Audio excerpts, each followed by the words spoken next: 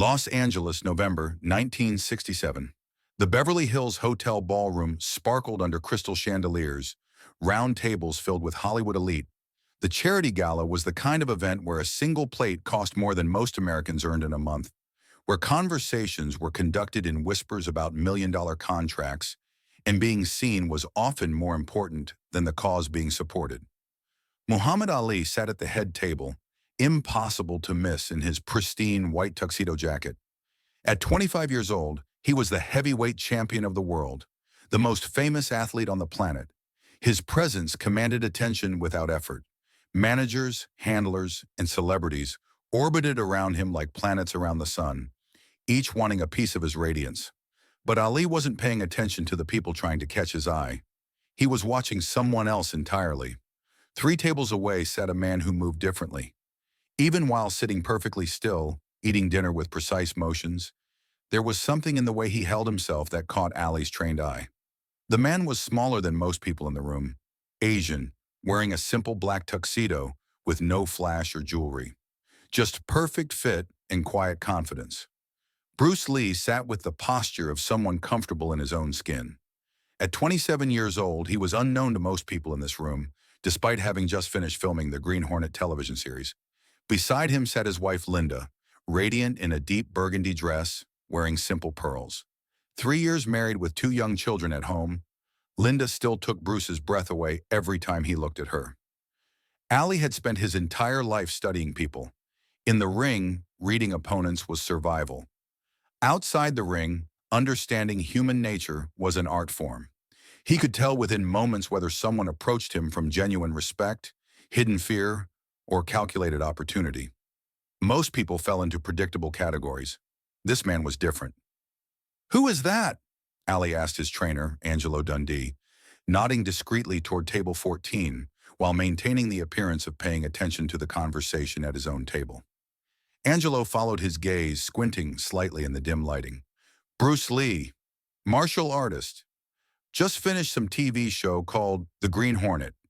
They're saying he moves like nothing anyone's ever seen, but you know how Hollywood talks. Probably just another actor who learned some choreography."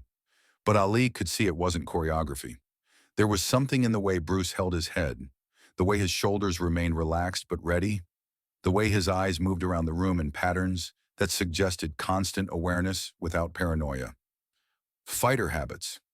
Ali recognized them because he had developed the same ones himself over years of being the most famous and most controversial athlete in America. Ali watched Bruce interact with his wife, noting the way Bruce spoke to her with complete attention, listened to her words with the kind of focus that suggested he valued her thoughts above the opinion of anyone else in the room. The small smile that played at the corners of his mouth when she said something that amused him. The protective way he positioned his body when waiters passed too close to her chair. There was no performance, no awareness of being watched, no calculation about how their interaction might appear to others. Just a man completely present with the person he loved most in the world. What fascinated Ali most was Bruce's economy of movement. Every gesture had purpose. When he reached for his water glass, the motion was direct, efficient, without wasted energy. When he shifted in his chair, his entire body moved as a coordinated unit. Even his breathing seemed controlled, measured, the unconscious habits of someone who understood that the body was an instrument requiring constant fine-tuning. Ali had developed similar habits himself, but his came from years of training to be seen, to command attention, to fill spaces with his presence. Bruce's efficiency came from the opposite impulse, the desire to move through the world without creating unnecessary disturbance, to be effective rather than impressive. "He's not trying to impress anyone," Ali observed quietly, his voice barely audible above the gentle symphony of clinking silverware and muted conversation. "Maybe he doesn't know who's in the room," Angelo suggested, cutting into his filet mignon with mechanical precision. "Some of these TV people live in their own little world." But Ali could tell that wasn't it. Bruce Lee knew exactly who was in the room. His eyes had briefly met Ali's twice during the evening, acknowledging without staring, respectful without being deferential or intimidated. When Elizabeth Taylor had made her grand entrance 40 minutes earlier, Bruce had glanced up, noted her arrival, then returned to his conversation without the starstruck gawking that had afflicted half the men in the room. When Frank Sinatra's table had erupted in laughter at some inside joke, Bruce had looked over with mild curiosity, then dismissed it as unimportant. This wasn't ignorance or social obliviousness. This was confidence of an entirely different kind than Ali was accustomed to encountering. The kind that came not from external validation or public acclaim, but from some internal certainty about his own worth and capabilities. Ali had been famous since he was 18. Olympic gold medalist, world champion, the mouth that wouldn't stop talking. He was used to people treating him like a monument, something to admire from a distance or approach with carefully prepared speeches. But Bruce Lee had simply nodded once, a greeting between equals, then returned to his conversation. It intrigued Ali more than any challenge or compliment could have. The dinner progressed through its courses, speeches about helping underprivileged children, applause at appropriate moments. Ali participated when expected, charmed when required, but his attention kept returning to Bruce Lee. The man ate little, spoke less, but when he did speak, his wife listened with the kind of attention that suggested his words were worth waiting for. "I want to meet him," Ali announced suddenly. Angelo looked surprised. "Want me to arrange an introduction?" "No." Ali was already standing. "I'll handle this myself." The room noticed immediately. Conversations paused mid-sentence. Where was Muhammad Ali walking with such purpose? Who commanded the attention of the most famous man in the world? Ali moved through the ballroom with fluid grace, but there was no aggression in his approach. No theatrical swagger. Just genuine curiosity about a man who seemed comfortable being himself in a room full of people trying to be someone else. He stopped behind Bruce's chair. "You're Bruce Lee," Ali said quietly. Bruce turned, meeting Ali's eyes without surprise or show of intimidation. Just calm recognition. "I am. The Kung Fu Man. Kato from Green Hornet." "Among other things." Ali gestured to the empty chair beside Bruce. "Mind if I sit?" Bruce smiled, the first genuine emotion Ali had seen from him all evening. "Please." As Ali settled into the chair, the entire table fell silent. A movie producer, a studio executive, their wives all staring with suspended attention. Muhammad Ali had just chosen to sit with the one person at their table they'd barely noticed all evening. But Ali wasn't there for them. "I'm Linda," Bruce's wife said, extending her hand with natural grace. "Bruce's wife." Ali took her hand gently, surprised by the strength in her grip. "Beautiful wife for a fighter. You must worry about him." Linda smiled. "I worry about the other people." Ali's laugh was loud and genuine. "I like her," he told Bruce. "She's got fire. Fighters need someone who keeps them sharp." Bruce nodded. "That's why I married her." But Ali hadn't walked across the room for small talk. He leaned back in his chair, studying Bruce openly now. No pretense, no social games. Just one fighter sizing up another, looking for truth beneath the surface. "I've heard about your demonstrations," Ali said. "That 1-inch punch. People keep talking about you, saying you're different from those karate men who break boards and bow all the time, but couldn't fight their way out of a paper bag." "Some of them can fight," Bruce replied calmly. "Most can't. And you're different?" "I train for reality. Only reality."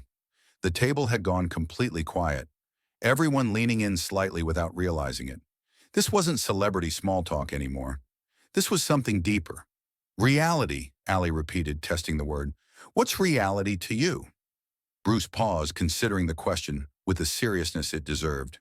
"Chaos.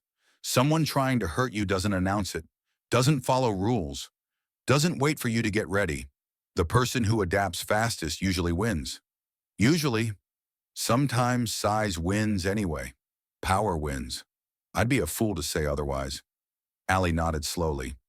Most people told him what he wanted to hear. This man was telling him what he needed to hear. Truth, complicated and honest. Then Ali asked the question he'd walked across the room to ask. "Let me ask you straight. Fighter to fighter, no games." Ali leaned forward. "Could you beat me?" The question hung in the air like smoke. The producer's fork clattered against his plate. Someone at the next table gasped. Linda's hand found Bruce's knee under the table. The heavyweight champion of the world had just asked a 135-pound martial artist if he could win a fight. Bruce didn't rush to answer, didn't blurt out yes or no. He respected the question enough to think. That depends, Bruce said finally. What kind of fight? Allie's brow furrowed. A fight is a fight. No, it isn't. Bruce's voice remained calm, educational rather than argumentative. Are there rules in this fight? Rules? Boxing rules. Gloves, referee. No hitting below the belt. No kicking. No elbows. No strikes to the throat. Allie waved his hand. Just a fight. You and me. See who wins. Where? Boxing ring with ropes I can be trapped against? Open field where I can move any direction? Small room where your reach advantage means less? Allie paused. He hadn't considered these questions. In his world, a fight meant boxing rules, environment standard. But Bruce was asking him to think differently. Open space, Allie said slowly. No ring, no rules. Just two men seeing who's better. Bruce nodded. Now I can give you a real answer. The surrounding tables had noticed now. Conversations dying, attention shifting. Muhammad Ali and Bruce Lee in deep discussion. This was the kind of moment people would talk about for years. In a boxing match, Bruce said, with boxing rules, you beat me almost certainly. You're bigger, stronger. Your reach is 8 inches longer. You've spent your life mastering the sweet science. I'd be fighting your fight by your rules. Allie nodded. Expected, obvious. But you said almost. Nothing is certain in combat. I'm faster than anyone you've faced. Allie's eyebrows rose. You think you're faster than me? In some ways, your jab travels faster. More mass, more power, but I recognize threats faster. The time between seeing and responding. I'd see your jab before you finish deciding to throw it. Interesting theory. Whether that fraction of a second matters against someone like you. Bruce shrugged. I honestly don't know. Allie sat back. Nobody talked to him like this. Nobody analyzed him like a puzzle to be solved, rather than a force to be feared or worshipped. Okay, what about no rules? Your way? And that's when Bruce said something that made Ali truly listen. Everything changes, Bruce said, his voice remaining calm and analytical. Every tool becomes available. My feet, elbows, knees, strikes to targets that are illegal in boxing, targets you've never had to defend in your entire career. What targets? Ali asked, though something in his gut already knew the answer would be uncomfortable. Throat, groin, eyes, knees, the base of the skull. Bruce's tone remained matter-of-fact, clinical in its precision. In boxing, you're trained to protect your head and body from punches. Your entire defensive system is built around that reality. But I would attack your throat before you could raise your guard. Strike your eyes before you could close the distance. Target your knees to destroy your mobility. Ali's hand moved toward his throat unconsciously, just for a moment, before he caught himself and dropped it back to his lap. You think you could actually hurt me? I think my first attack would target something you've never trained to protect. Full speed, no warning, no telegraph. You've never faced someone who fights this way. Bruce paused, considering his words carefully. Every opponent you've faced has respected boxing distance. They've stayed at range, tried to outbox you using the same fundamental framework you've mastered. I wouldn't do that. I'd fight in close, target your vulnerabilities, use your size against you.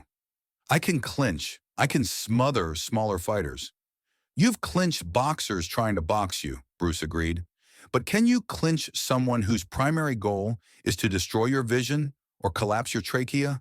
Someone attacking targets your training taught you to ignore?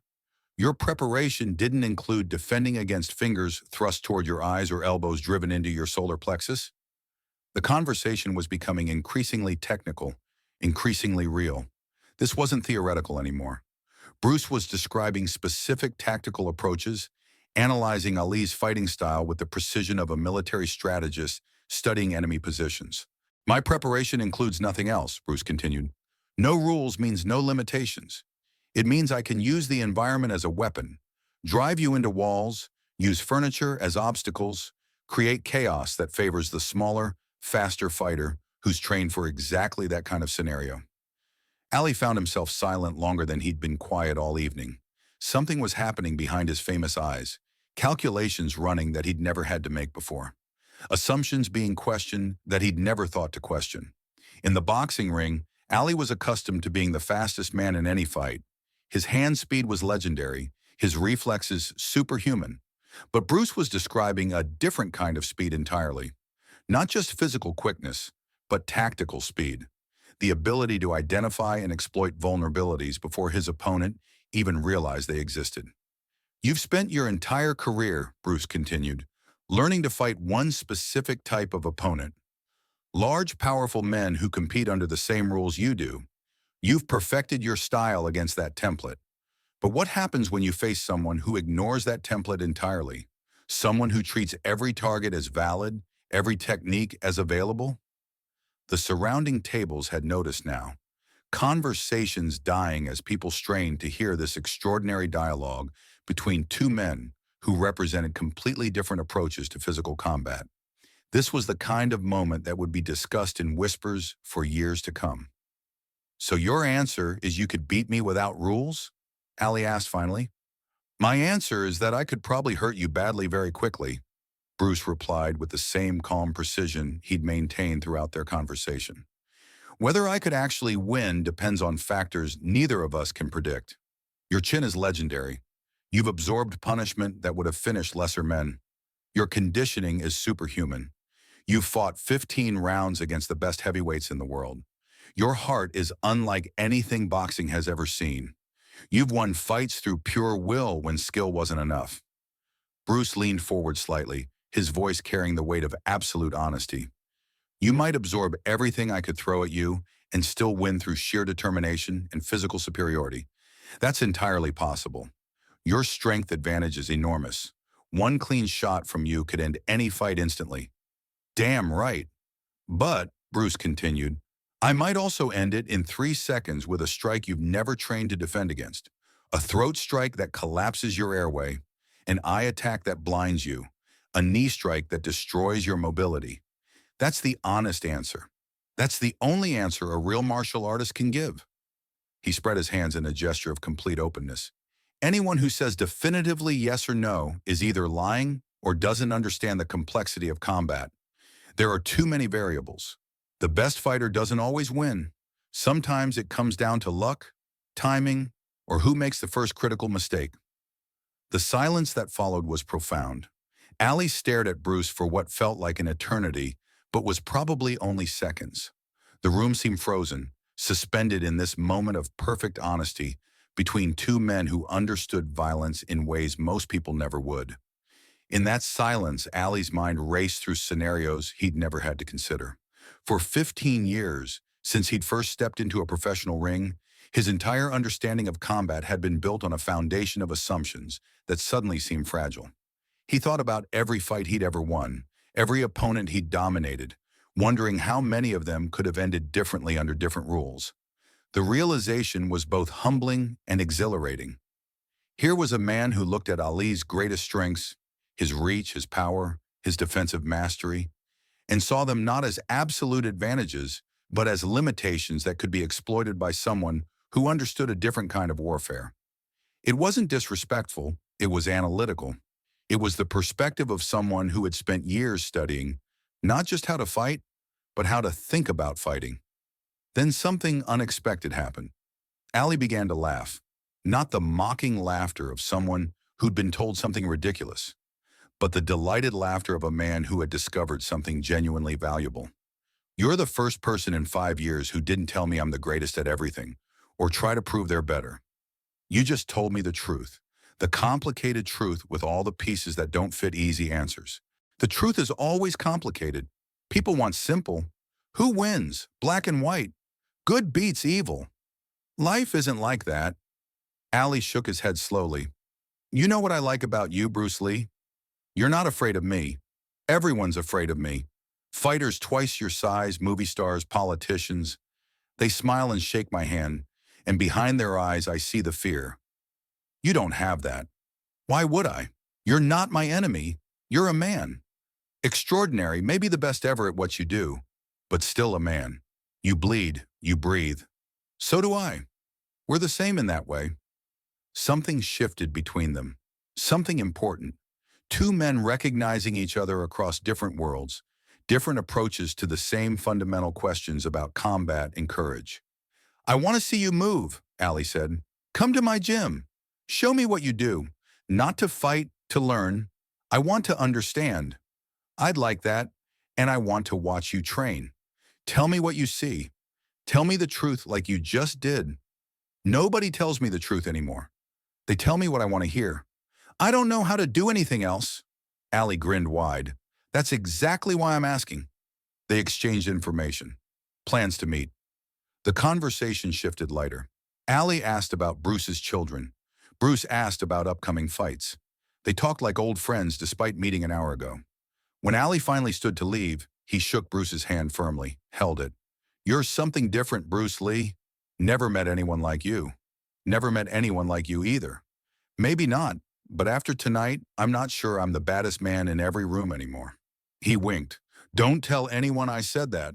I've got a reputation. 3 weeks later, Bruce visited Ali's training camp in Miami. The gym was sparse, functional, stripped of pretense. Ali moved through his training with fluid grace, but Bruce watched with different eyes. He wasn't impressed by the flash or intimidated by the power. He was studying patterns, analyzing movement, looking for subtle inefficiencies. During Ali's heavy bag work, Bruce noticed a tiny hitch in his left hook, barely perceptible. The way Ali's left foot positioned itself slightly too wide on certain combinations, creating momentary imbalance. When Ali finished his workout, he walked directly to where Bruce stood. What did you see? Ali asked without preamble. Your left hook. There's a slight hesitation before you throw it. Maybe a tenth of a second. Against someone like Frazier who specializes in timing? Ali's eyes sharpened immediately. Show me. For the next hour, Bruce worked with Ali on that adjustment, demonstrating how the hesitation occurred, offering alternatives that might eliminate the problem. They worked slowly at first, breaking down the mechanics of the punch, identifying exactly where the timing issue occurred. Bruce's teaching style was patient, methodical, never making Ali feel criticized for the flaw. It's not really a flaw, Bruce explained as they worked. Against every opponent you've faced, this timing has been perfect. But perfect for one scenario can be vulnerable in another. That's the beauty and the danger of specialization. Ali found himself fascinated not just by the technical correction, but by Bruce's approach to analysis. Where Angelo and his other trainers focused on what worked, Bruce was equally interested in what didn't work, what could work better, what assumptions might be challenged. That feels different, Ali admitted after working the correction for 20 minutes. Smoother. How did you see that? Angelo's been training me for 5 years. Angelo sees you as a boxer, Bruce replied, wiping sweat from his brow. I see you as a moving target with patterns that can be exploited. Angelo's job is to perfect your boxing. My perspective comes from trying to understand how someone would attack that perfection. The next day, Ali visited Bruce's school in Los Angeles. The atmosphere was serious, focused, stripped of ego and pretense. Show me the 1-inch punch, Ali said. Bruce positioned himself in front of a heavy bag, his fist inches away from the leather. The impact was explosive. The 100-pound bag jumped violently from its chain. Ali stared at the swaying bag, then at Bruce. Let me try it. After 20 minutes of instruction, Ali managed to move the bag noticeably with his own 1-inch punch. That's real power, Ali said quietly. Different kind than mine, but real. They became friends in the way that only people who understand something fundamental about each other can become friends. Not casual friendship, but the deeper connection between individuals who recognize something essential in each other's character. Their friendship would influence both men in ways that extended far beyond their respective sports. Ali began incorporating elements of Bruce's philosophical approach to combat into his own training, questioning assumptions he'd never thought to examine. He started studying his opponents not just as boxers, but as complete fighters with exploitable patterns and psychological vulnerabilities. Bruce, meanwhile, found in Ali a living example of how to perform under the ultimate pressure, how to maintain confidence and clarity when the entire world was watching. Ali's ability to transform pre-fight anxiety into focused energy became a study subject for Bruce's own mental training methods. Years later, when reporters asked Ali about other fighting styles, Whether boxers were always superior, whether size and strength always determined outcomes, he would give complicated answers. He'd say it depends. He'd mention meeting a man half his size who had made him think differently about what combat really means. He never named Bruce Lee in those interviews, respecting their private friendship. But those who knew the story understood.